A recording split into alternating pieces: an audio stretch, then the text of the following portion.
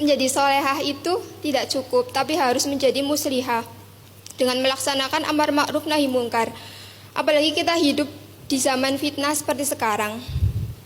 Banyak sekali dosa-dosa besar yang sudah dinormalisasi atau sudah dianggap biasa oleh orang-orang. Bagaimana ya Ustadz cara untuk berdakwah sebagai pemula gitu?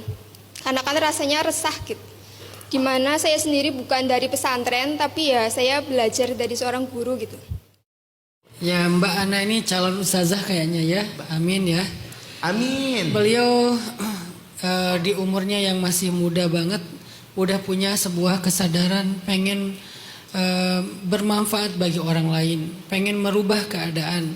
Sehingga beliau merasa nggak cukup jadi solehah aja, jadi orang yang baik aja, jadi orang yang benar, tapi harus muslih atau muslihah, menjadi orang yang bisa memperbaiki keadaan. Apa langkah-langkah konkret yang bisa dilakukan orang ketika awal mula berdakwah? Mulai dulu dari definisi dakwah. Karena banyak orang yang keliru menentukan langkah karena definisi dakwahnya juga bias. Apa itu dakwah? Dakwah itu mengajak. Mengajak ini nggak sama dengan mengajar.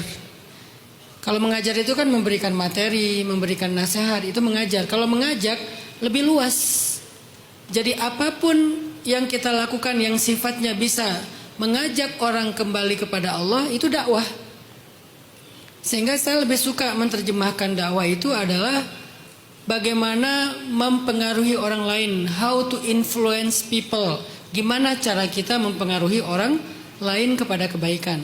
Dan mempengaruhi ini nggak harus dengan narasi, nggak harus dengan materi.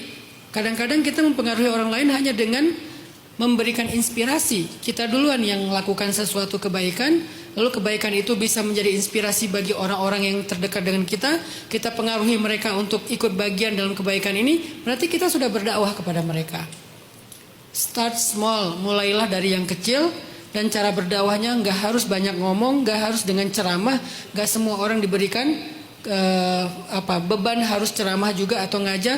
Kita bisa berdakwah dengan repost. Kita bisa berdakwah dengan membuat konten positif. Kita bisa berdakwah dengan punya lifestyle yang bagus kemudian ditiru oleh orang lain.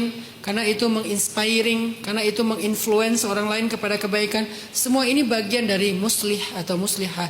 Semua ini bagian dari cara kita memperbaiki keadaan. Start small, jangan terlalu perfeksionis harus gede. Satu negara, satu kabupaten. Start dari orang-orang terdekat kita dulu aja. Bisa nggak kita pengaruhi mereka?